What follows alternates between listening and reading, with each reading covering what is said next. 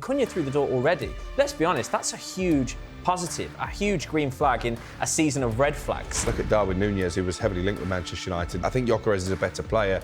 Go and get him. Don't even and ah about it. I can give you a bit of an exclusive on that. Okay. I've not actually... Sitting on an exclusive, all right. Mr. Crookie. Rashford's not got a shirt number. We've missed this. Matheus Cunha is going to get the number 10 jersey. Get that goalkeeper situation right at the top of the pile. We scored 44 goals as a team last season. Wow. Mbeumo and Cunha got 35 between them. I want to see week in, week out, this team showing up. You know what? I can feel something building here to give the fans a little bit more excitement. Manchester United have just had a bid accepted as Alex Crook checks the phone. Is this real? Yeah, here we go. In truth, everyone's checking the phones. It's right here in front of me. Can we flash it up on the screen? Hello and welcome to Inside Devils talkSPORT show, keeping you bang up to date with everything coming out of Old Trafford. And today we've got a bit of a transfer special for you where we're going to be assessing the deals that Man United should and could make this summer. Joining me, of course, is Alex Crook, Angelina Kelly and Ryan Statman Scott-Douglas. You like that? Full name settings. You've earned the stripes, mate. Thank you. It took a season, but now I've got Statman and the surname in there, exactly. So I'm happy. I'm going to have to do middle names for Angelina and Crookie soon. That's what we're going to get to. Right, there's only one place to start, and that's looking ahead at the latest reports surrounding Old Trafford in terms of ins and outs. And this window temporarily closing for the 6 days. We're going to talk to you, Crookie. We've got to come straight to you on this because there's so much going on. Yes, we've got that temporary closing of the window coming up with this weird Club World Cup vibe, but it's still going to be business as usual for a lot of clubs. How do you think Ruben Amorim will be feeling going into this? You know, Matheus Cunha through the door, potential deals, of course, with Ryan Mbeumo and Victor Gyokeres. We'll talk all about that. But how do you think he'll be feeling going into this? I think he'll be pleased that he's got a bit of business done early. This window primarily really is for the clubs that are going off to the Club World Cup to enable them to strengthen their squad for FIFA's extravaganza, which isn't actually going to be that big an extravaganza, but that's a separate story. So Cunha through the door, as you say, £62.5 million. I believe the Bryan Mbeumo deal is quietly advancing. I know there were rumours that Tottenham could hijack it over the weekend with Thomas Frank going to be their new manager. I still think he ends up at Old Trafford. I think very similar to Cunha. He fancies the project. He fancies the pull of Manchester United, which is clearly still there. You know, neither of these guys are putting Champions League football before the chance to pull on the red jersey. And you mentioned Victor Gyokeres. That one's not advanced at this stage, but again, I don't think Champions League football is necessarily a deal breaker for him. Certainly one to keep an eye on. And for you, I mean, look, Ruben's been talking about more time on the training field, etc., etc. People aren't here for the excuses now. This is going to be a full pre-season. There's no international tournaments. There's no players coming back in dribs and drabs. You know, I was there last year and, you know, Xerxes wasn't there, De Ligt wasn't there, Bruno wasn't there, Casemiro wasn't. There were so many players who weren't there. But now, everyone's going to be there. It's a full complement. And like Crookie said, already a player through the door. Yeah, this is the thing. The pressure is definitely going to be ongoing. Even the pre-season, people are going to have... I know people say, you know, is pre-season, is it that important? We will be watching that, like... 100%. Because it is important. And I think once this season starts, they have got to hit the ground running because from a media perspective, if we do lose, you know, our first 2 games and draw the next or something like that, there's going to be eyes on us media-wise. There's also going to be pressure from the powers that be. We've seen what they did with Erik ten Hag. Not saying that was the wrong decision, but you know, it was the wrong decision because he should have gone earlier. But you just know that time is ticking and you don't know what's going to happen. If we get to Christmas and nobody can see any kind of development, the players that we bring in aren't hitting the ground running as well, you know, could he walk? Could Sir Jim and co turn around and say, oh, yeah, I know we said in that interview that we're dead good mates with Ruben and we believe in the process. No, in a bit. So there's so many different things that could go on, which is why the pressure really will be on. And I would like to think that from what I've seen of Ruben Amorim, seems like a smart guy, seems to understand the assignment of what it is to be Manchester United manager. He will be fully aware of that. And hopefully... Again, pre-season, people don't buy into it that much. But even then, you want to see something. You want to see, like, all this time, the training, all that it will be paying off. Yeah, for you, Ryan, how telling is it that this is the first time Ruben's managed to get his teeth into a transfer window? We're not really counting January with all what was happening then and money, etc. But the first time of asking the players that we've been linked to, we'll talk about them more in detail shortly, but how telling is it for you that this is the type of players that Manchester United seem to be going after. Yeah, I mean, it's quite telling that, I mean, we're backing him. It's clear by that Kuna signing, we're backing him. We're backing this formation. We're backing the way that he wants to play, which is a very encouraging sign because, let's be honest, we're all in his corner. We are all in Amarin's corner. If you ask me, as of right now, has Amarin as a manager shown enough? No. We'd all be lying if we said yes. He's not. However, the little things that we can read into, the way he speaks, how honest he's been, his honest assessment of the players, of himself, it looks like he can build on it. And it is echoing his journey at Sporting right now. It's coinciding with this journey at Manchester United. In terms of how quickly we got the business done, I mean, Cunha through the door already. Let's be honest, that's a huge positive, a huge green flag in a season of red flags. Even, I mean, the January transfer window, we got Dorgu through the door, which was, you know, a slight green flag, I have to say. But to get Cunha through, Mbeumo now, I mean, he only wants United apparently. And all of a sudden, if you'd have told me we'd even be in the same city as Gyokeres, I wouldn't have believed you. But apparently we're opening talks with Gyokeres now, and I just think there's a lot of positivity on the back of this transfer window in a season where, let's be honest, we put that behind us ages ago. It was only the Europa League final that we were focusing on. Clearly, we were all disappointed about that for a few weeks, but we've moved on now. This is a positive transfer window so far.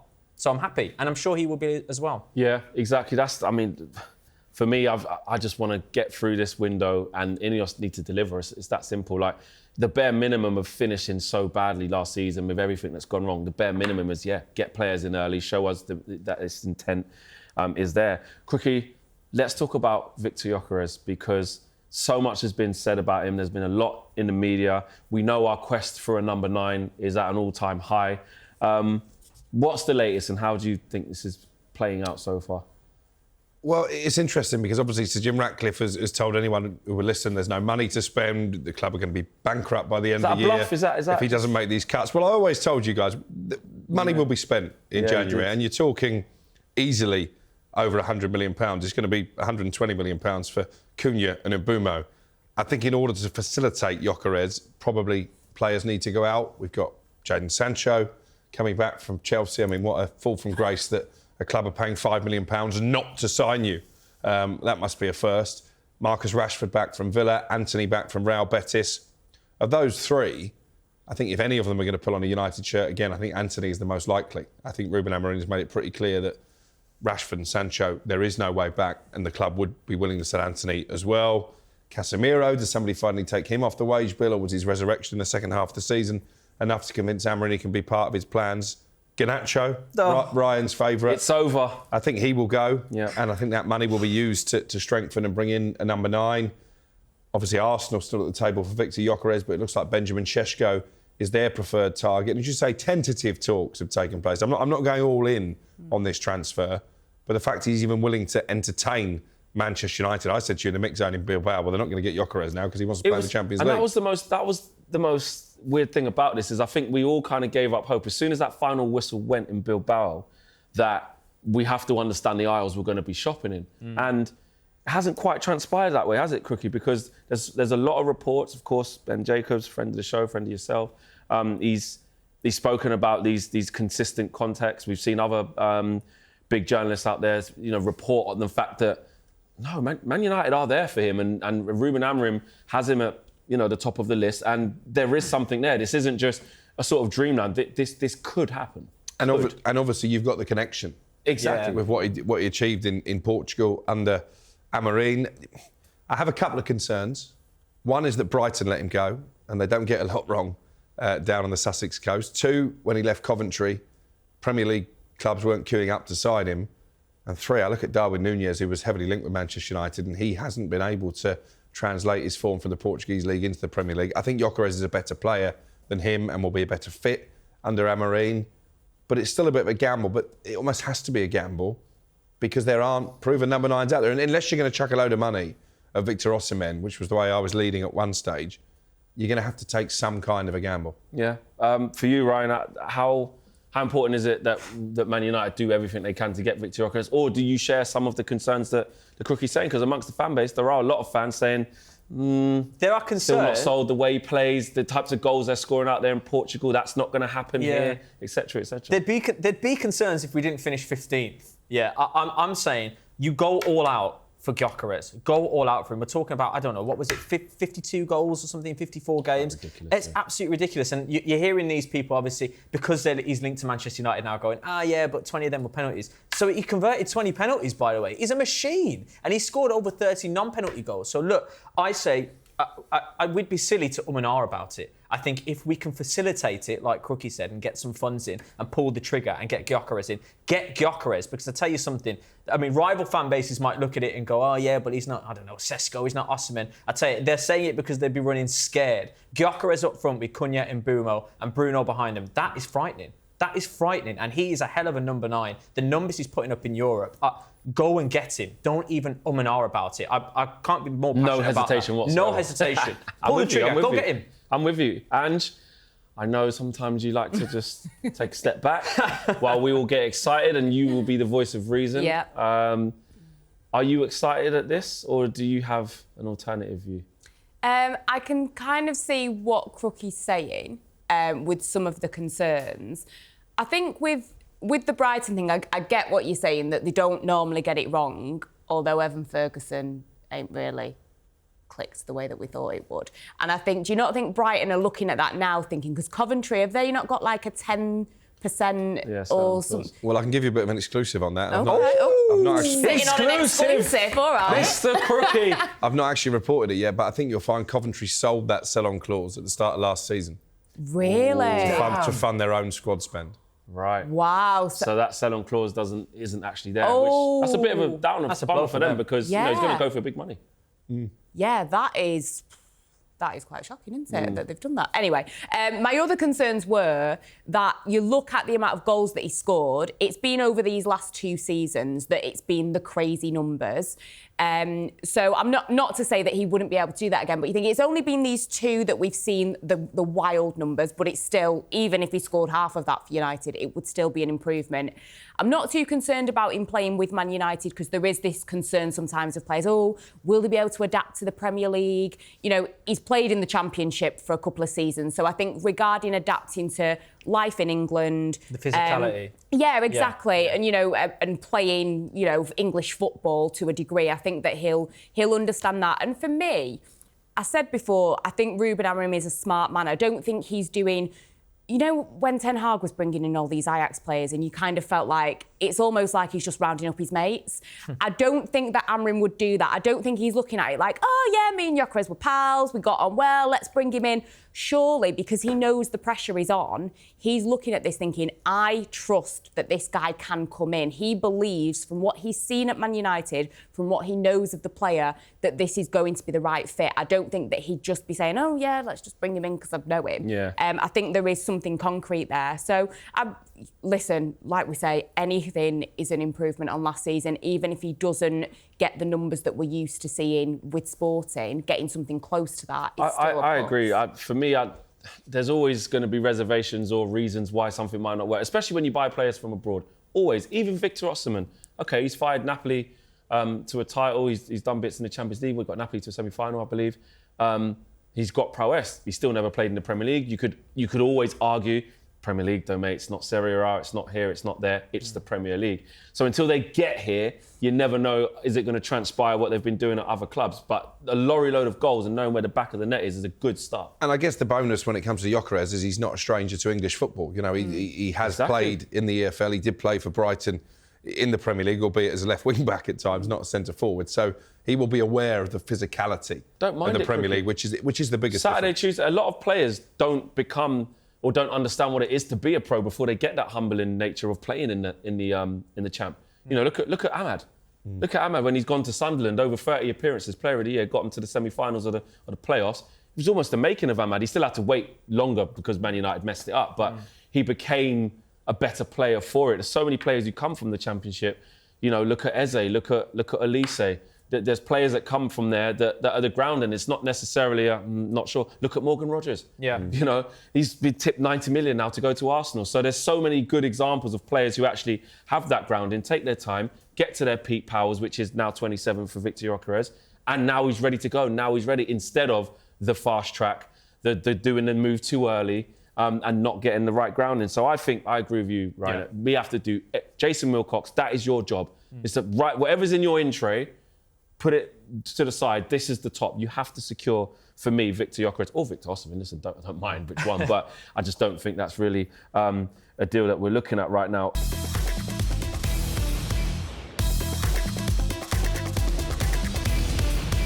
Outgoings. Let's talk about Crookie. There's talks about Jadon Sancho. We know he's back. Bruce said Dortmund could be back in for him. He didn't want to take the pay cut at Chelsea, and Marcus Rashford.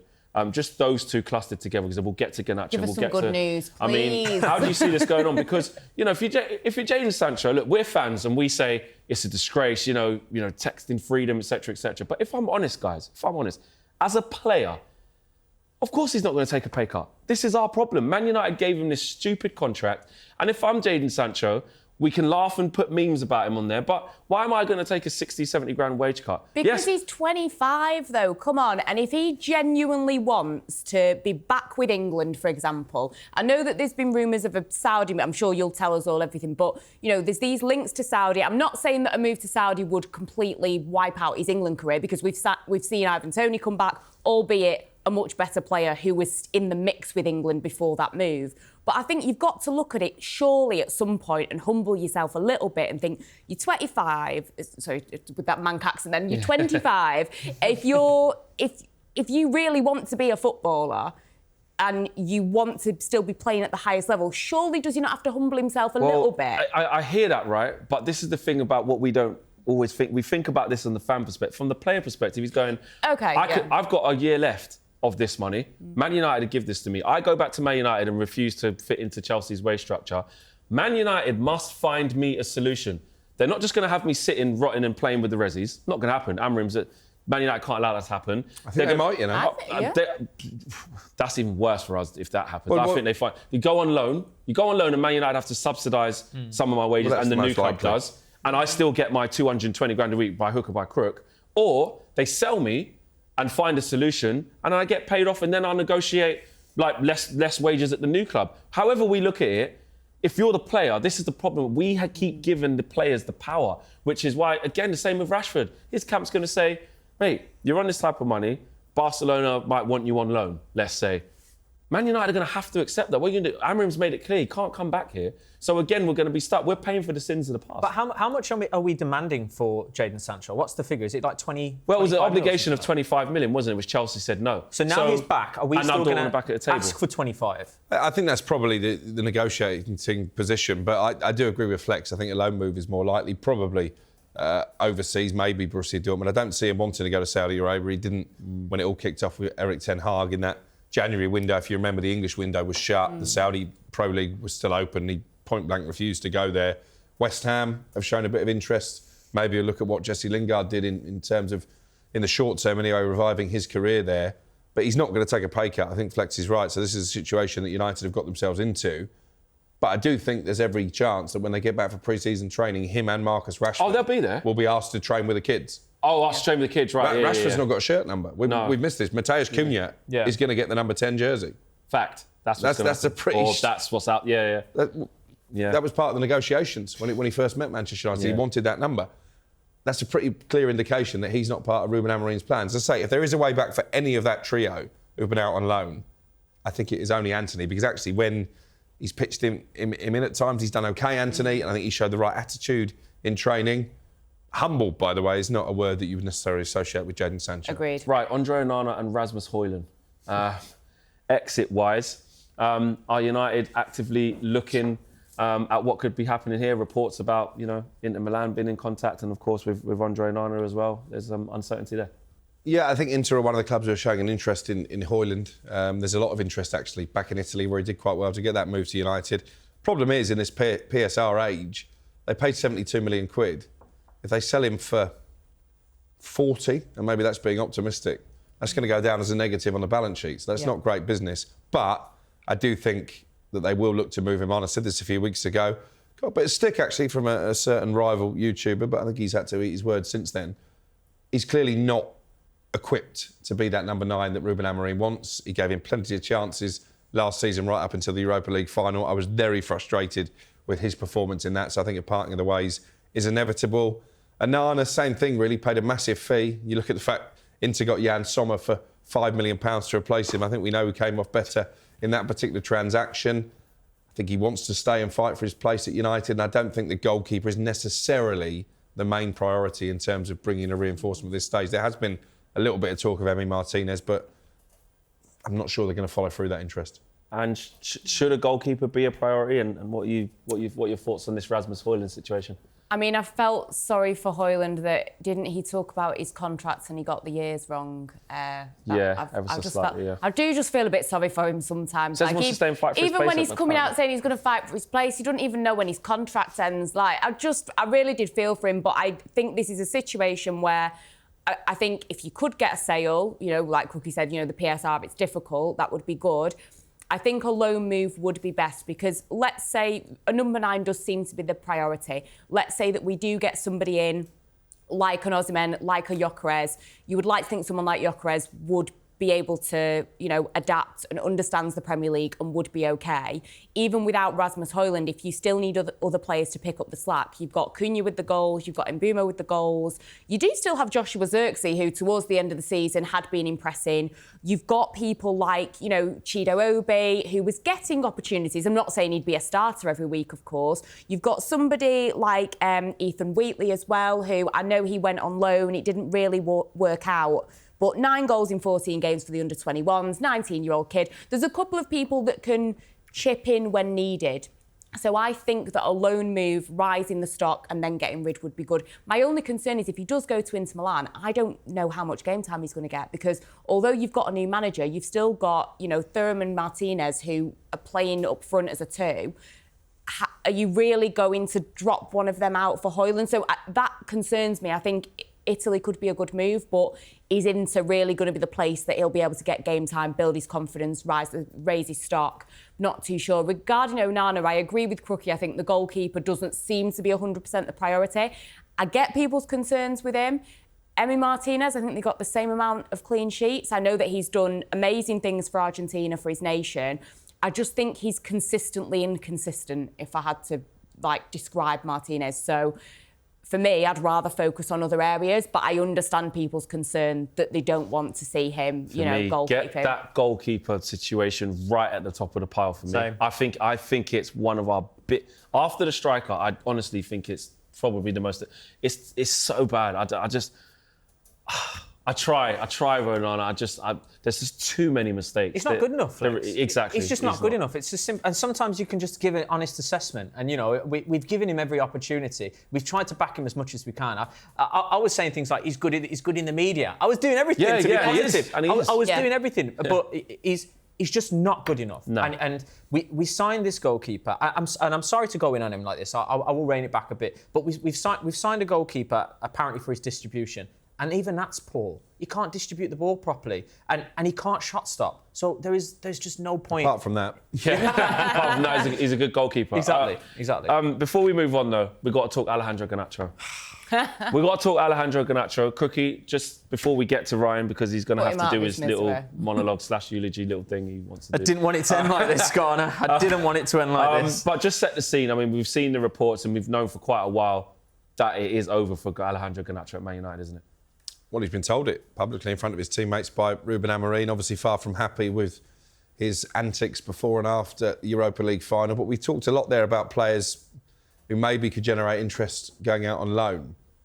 There are very few players in the squad that if you're actively needing to sell someone to bring in a new body, that you're going to get a decent fee for. And him and Kobbie Mainoo are probably the two. And I'd much rather keep Kobbie than Garnacho. It wasn't a great season for Kobbie Mainoo, but I think there really is a generational talent in there potentially. I've defended Garnacho at times. I think he has the ability to be a very exciting player. But then you look at his numbers. Yeah. Barely scored a goal in the second half of the season. Barely made a goal in the second half of the season. Misses big chances. If you're going to get 50 million quid for him, I think you've got to suck it up, Ryan. I really do. Yeah. Would you not swap him for Victor Gyokeres? Well, given yes or no? When you put it like that, given everything, given the circumstances, I feel like the ship has sailed for both parties. I do. I feel like Garnacho is now over Manchester United, and I think Manchester United are over Garnacho. He doesn't want us anyway. Yeah, he didn't need United anyway. He didn't even like him anyway. Well, I think when he's been, you could see when he was on that post tour. He checked out. It was awkward. It was awkward. It was awkward. He checked out, and look. Surely you've lost a bit of love for him as a result of that. He's still got a professional job to do. Look at Casemiro. Look at his comments, right? This is someone who's won it all in the game. The season's international. He basically said the manager didn't fancy me when I came in. Yeah. And my biggest triumph of my career is proving him wrong. Yeah. Well, Garnacho's done the opposite and turned into a sulky teenager. Well, he's 20. He's a sulky 20-year-old. Look, I think, don't get me wrong. Those comments, he didn't cover himself in glory. But I do feel like I still stand by the fact that it's been so far blown out of proportion, getting an emotional 20-year-old after a Europa League final. You've only got 20 minutes. I'm going to stand by that. I've said it enough times, so I'm going to park it there. But Garnacho, like you've just said, my point was, how many players are demanding a big fee like that? We're talking, what is it, 40, 50? There was talks of 60, 70 million in January. Should be. It should be. Exactly right. There's such a quality player in there. You've got the talks of Napoli who are interested in him. Look what Napoli have just done. He's a fantastic player. Unfortunately, it's not worked out. I do think we've let him down a little bit. I'm not going to lie to you. I think we've let him down a little bit. And I'll tell you for why. We've been over-reliant on him. He's a 20-year-old that one season he showed spark, he showed promise, he showed everything. He was the future. He sat on the billboards with Kobe Mainu and Højlund, and everyone was getting tattoos of that. Garnacho was. Do you know what I mean? Do you have one? Listen, I'm not going to show what's on my calf right now. Yeah. But no. What was Ryan Giggs doing at 20? What was Wayne Rooney doing at 20? Far better player, and so is Rooney. Look, these are different. You can't compare different players have different mentalities. What was Ronaldo doing at 20? Because he basically wants to be Ronaldo, doesn't he? Yeah, he does. He is Ronaldo's his Ronaldo. idol. But what I will say is, he showed so much promise in that season. This season, he's had half of a bad season. First half was okay. Second half was pretty poor. Towards the end, his final product started getting better. I was being told in this very studio by certain people, he can't cross with his left foot. Well, guess what? He can. He kept putting it on the penalty spot. The last 10 games he had, he was delivering. He's still got it in him, Garnacho. And I just feel the fan base turned on him too quickly. I'm not going to lie. Answer the question. He was scapegoated. If you had to sell Garnacho to get Victor Gyokeres, would you do the deal? Yes. There we go. I like that. Look, you're putting Garnacho in a category of players who have had stinking attitude. It's not been that bad. It's been blown way out of proportion. But yes, he demands a big fee. We take that fee. We get Gyokeres. Happy days. Ange, do you see some of the points that Ryan's making here? This is where we've talked about before. Again, as an academy player, you're a Manchester United player. You need to understand the assignment. And I just think whilst last season he really was brilliant, and I couldn't appreciate what you're saying, but I do think you should understand that you're a Manchester United player. You should understand what is expected of you, to not say things like that, to not allow your family members to say things like that. And I think it does show the mentality that it is all about him. And I think when we spoke about it, Darren Ambrose said, as a former player, that would really rub me the wrong way. And like Crookie said, I don't think you can get away with age because we're seeing younger players, Lamine Yamal as an example, who's a teenager, these younger players that are coming through, that are being catapulted into stardom, that are still able to have a good mentality. Strong words from the panel on Alejandro Garnacho. Let us know how you guys feel in the comments, man. Has he been treated harshly? Has he been scapegoated? Or is it time? Is it just a byproduct of change of manager, change of system and PSR?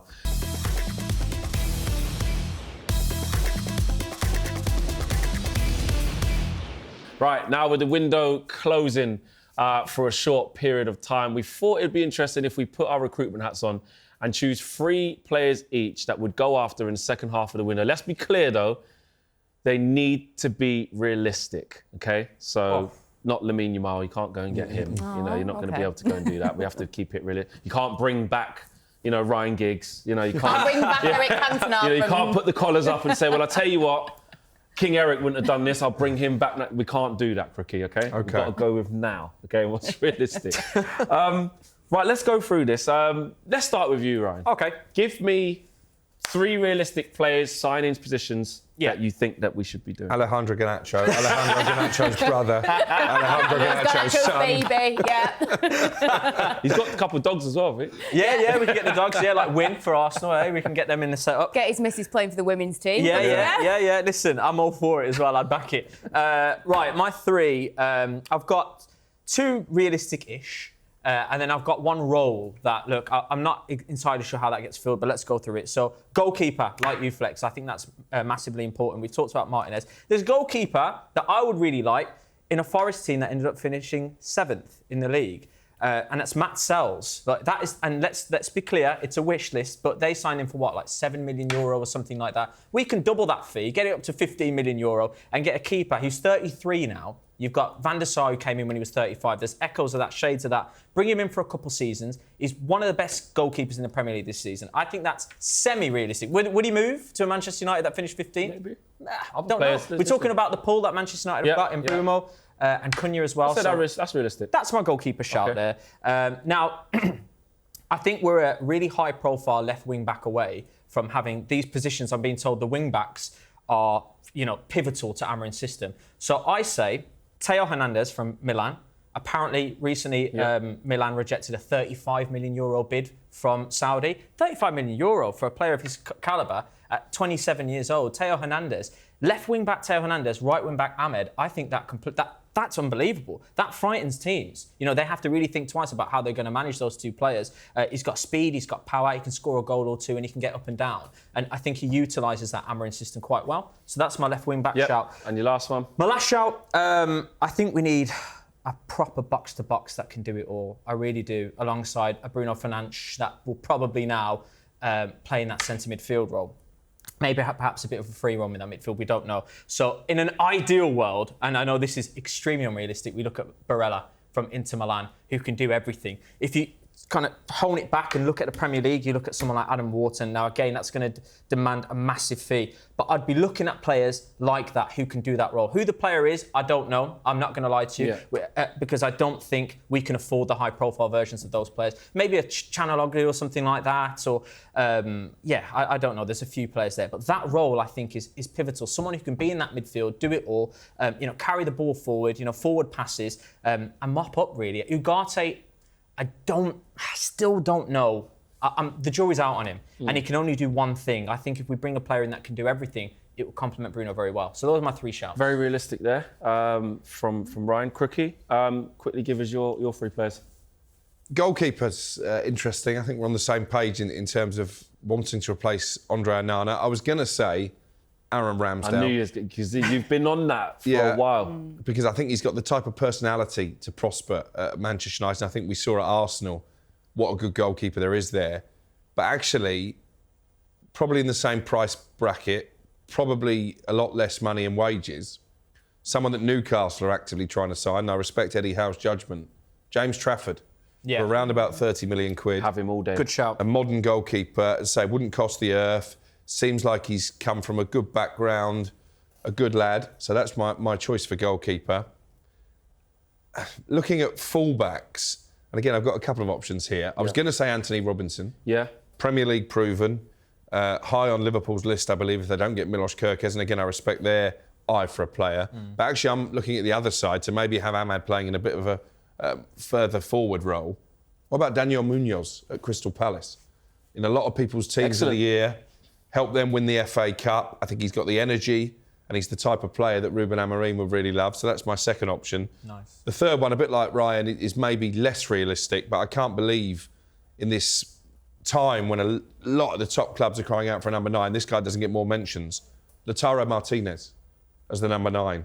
Someone who's been there, done it for Inter, done it in the Champions League. Quality finisher.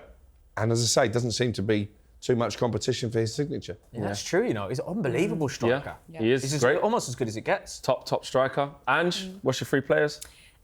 So, again, I'm probably playing fast and loose with this whole realistic thing, but... So, no, that was the key bit. I know, I don't like the realistic all the It time, literally says, guys. let's be clear, though, they need to be realistic. So this is where you're going to be unrealistic. Lionel Messi, And I'd not even read the running order until about 5 minutes before the show, and I came up with 3 players, realistic ones. Right, so one player that we have been linked with would be Victor Osimhen. I know that is not, it might not be that easy.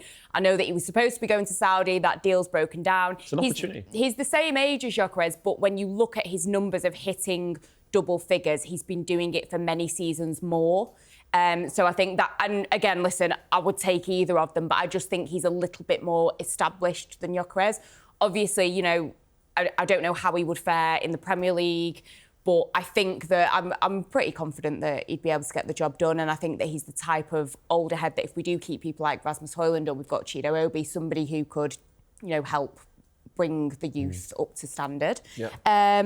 Who else have I got? I've got Mike Maignan, the France goalkeeper. Chelsea obviously going in for him, so I guess it's not realistic in that sense because Chelsea are getting the deal done. That deal's fallen through. Oh, it's fallen through, right. Yeah, so there we go, it's doable. I'm more realistic than I thought. And the fee attached as well. Not a lot. It was 25 million. I was talking to Andy Brassel about him, who was really singing his praises and was saying, this is France's #1 goalkeeper.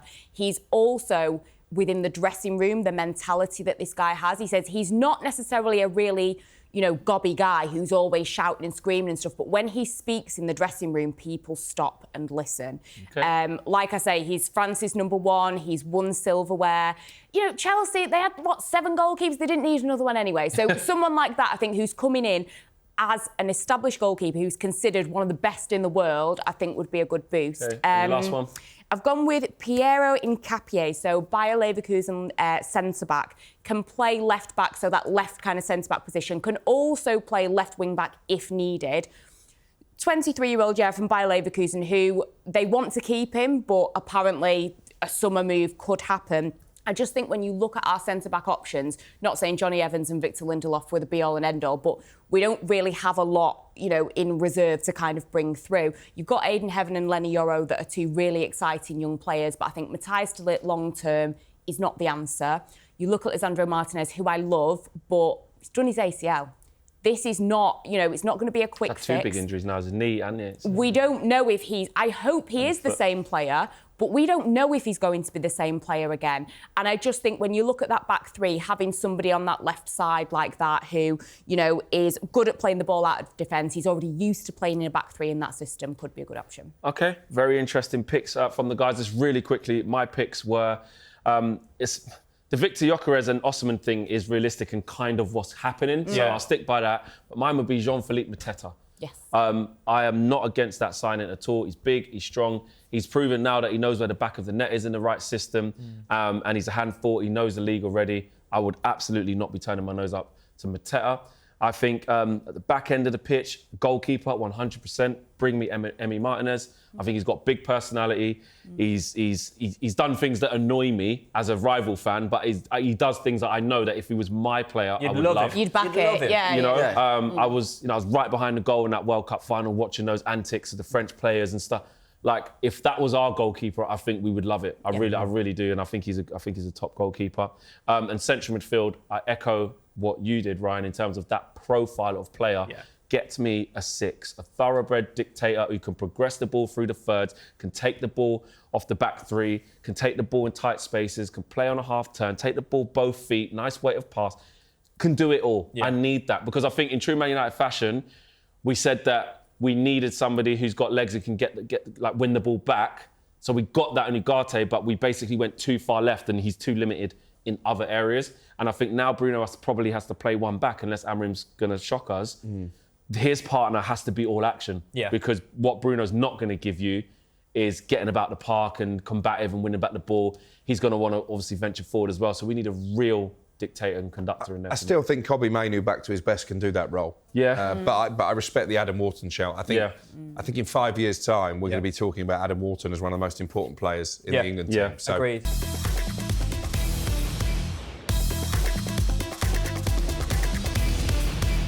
Right, as always, when Ryan is in the studio, we have to get stuck into a bit of a debate. It wouldn't be a debate without Ryan here. Ryan, what's your eyebrows raised for in the world of Manchester United this week? Well, to be fair, guys, I'm supposed to be doing a debate here, but I've just had something flash up on this iPad in front of me. Am I OK to break this? Am I OK to do that? I'm just asking the Yeah? OK, cool. Right. Manchester United have just had a bid accepted for... Well, I'll do the profile for you. Big man, up top, can score goals, got a little bit about him, as Alex Crook checks the phone. Is this real? Yeah, here we go. In truth, everyone's checking the phones. Can we just... He's lying. Is this April Fool's or something? No, it's not. It's right here in front of me. Can we flash it up on the screen? He's lying here. Can we get this it up on the screen? Real. There it's you go. talkSPORT chief football correspondent Alex Crook, ladies and gentlemen. What about it? At the Stretford and the... I can't swear. He needs oxygen. Are you all right, play. I'll tell you good, what, that I'm was some good. brilliant acting going on That there. was great. Listen, I mean, look at him. He's You in a full really kit there. I'm thinking, well, the watch isn't going off. I'm going, what's going on here? Yeah, listen, You two literally were Post edit, both it's gonna, like, Crookie's what is going, going my sources, I've been left. How's Ryan breaking stuff here? yeah, listen, that was a massive moment for me. Massive moment for me. Look, Well what do you think, done. guys? Think he suits the full kit there? Are we enjoying that? Fantastic. I mean, there's a lot of quotes coming out here. I mean, apparently, if he played football on the snow, he would leave footprints. That's what it's saying. What are they talking about? The add-ons, the fee agreed? Well, £40 performance? cash in hand. 40 quid. but And a we're few go- pints. Yeah, but we're going to pay £10 instalments. And you know what? I took my own shirt as well. Did you? Just in case they didn't have one big Is that enough. the cuts? Oh, I thought it was the cuts from Sir Jim. It's like, you're going to have to bring your own gear.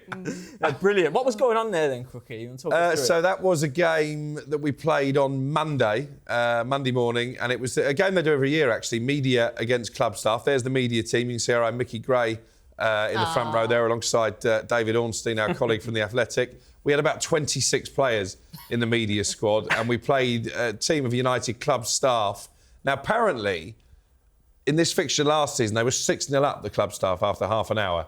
So we had a new manager in Simon Peach from the Press Association. Go on, Peachy. We played a new formation. We played the Ruben Amorim back Oh, three. you know that. We did. Where was you, Crookie? I started as a right wing back, and then I moved into a right-sided central defender. Right wing back on that big pitch, Crookie. And we drew 2-2. Yeah, I had one run. when I first came on as right wing back, I had one run up the wing, and Mickey Gray said, "Go on, Crookie, I love that." Took a long time to get back. I didn't do that again. Right, moving on from Crookie. As hard as it is, is this let's back move to, on from back to Crookie. real life now? Back to reality. Right, okay. Fantastic debate, this one. And I'm gonna aim it your way first, Flex. So Manchester United, of course, one of the biggest things that we've done, arguably, in this transfer window since the season ended, is retain Bruno Fernandes. That is massive news for us. Really, real big positive.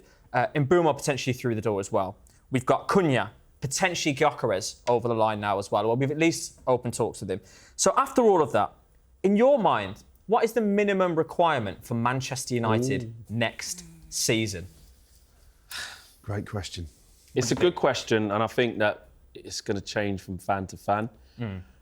I think we have to be realistic as well as to like where we're coming from and look at the other good teams in the division that are going to do a lot of good business, right? For me, I'm less attributed to a number. I'll be honest, I'm less attributed to a number. I'll give you one, but I'm less attributed to a number and more attributed to my eye test and understanding that we're becoming a better team. I'll be honest, because it depends, right? If Man United finished 7th, right, but I could see that we're going in the right direction. We are building. The signers we brought in started to do well. But, you know, the likes of the top three, who we know who they are, City, Liverpool, Arsenal, you know, then you add in Newcastle United, Aston Villa, Chelsea, they were just too good. Like, what could we, you know, that was tough. We finished 7th, going in the right direction.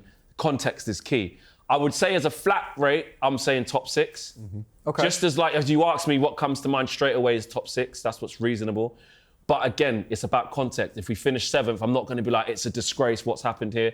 If you look at 8th, it might be, again, it sounds defeatist and people could be saying, you're going to get all these players. You think you're only going to finish 8th?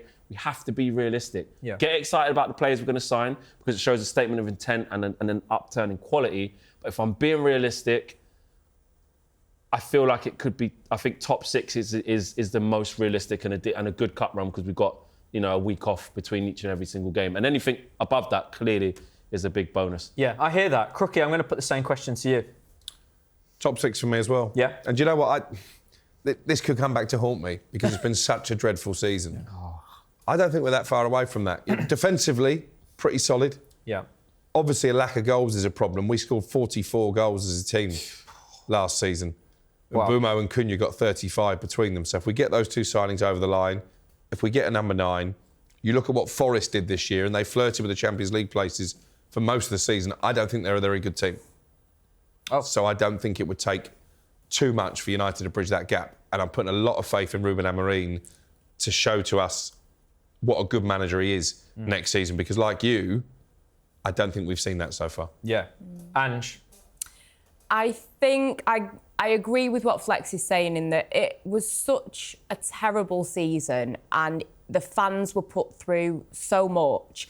You've got, you know, the highs of some games, you know, like beating City, drawing against Liverpool, getting to a Europa League final. But then there were some horrible, horrible moments. And I think as a fan and for the fans, the main thing I need to see is the idea. I need to see something tangible to hold on to, that we can see the track now, we can see what's going on, we can see what Amorim's trying to do, etc. I need more of that. I think European football, Champions League, I don't think is going to happen. If we can get Europa League football, I think that would be great. I think it's a good opportunity because we're not playing in Europe to have good cup runs, but I'm not bothered about a cup because we're very lucky that we've won 2 recently. That's not going to change what's going on, because what did we do last season? We banked it all on a cup run and we didn't win it. So I think the main thing is consistency in the Premier League. I want to see week in, week out, this team showing up, putting their hearts and souls on the line. So for me, that is the main thing that we need. It doesn't have to be about getting to a cup final. That's lovely, but we're very spoiled. We have had that. It's about leaving Old Trafford every other week feeling like, you know what, I can feel something building here, to give the fans a little bit more excitement, something to hold on to. Can I ask you, Ryan? I mean, you're always quite optimistic and stuff. Something we haven't really... We've kind of spoke about the modest take of let's just be realistic. But there's going to be people screaming at the screen now and in the comments that are going to have an alternative view and say, hang on a minute, listen, things change very, very quickly in football. If you get the right players, 1 game a week, fresh. So this thing about Ruben Amorim saying I need time, players, you know, if anything, we want a smaller squad because there's less games. Yeah. We can attack all these big games, you know, these Super Sunday games that against the top 6 now, all fresh.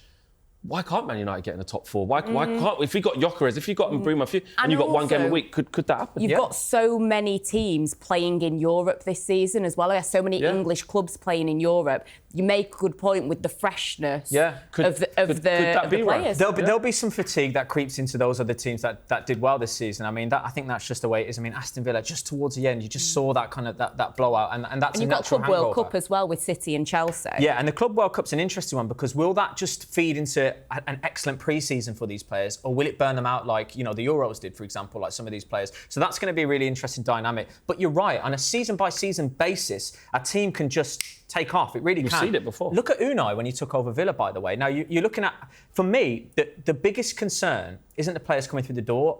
We talked about Gyokeres, that umming and ahhing. I'm not umming and ahhing about him. I think, you know, bring him in. Like you said, he knows how to hit the back of the net. We've got Premier League proven talent, which I think was the way to go in Kuna and Mbeumo. So the players that are coming through the door aren't necessarily the concern. For me, the concern, and I hate to say it because I am hammering in, is the manager and whether this is going to click, because so far I've not seen that. So that idea has to really, really like be put under the magnifying glass straight away. So I also think, and that's the beauty of coming last, I echo everyone here, it's unanimous that I think we could go for top 6. But if we're top half, with an identity, with a style, and there's been progression, that will be good enough for me. I don't necessarily need European football. I just need to see good results, and I need to see this identity manifest itself. Context is key. It might sound a bit funny to say, 10th is fine, but context is key if you listen to what Ryan said there. Right, that's it for another episode of Inside Devils. Thank you very much for joining us. Big thanks to Crookie, Angelina, and of course Ryan as well. And we'll see you on the next episode. Take care, guys.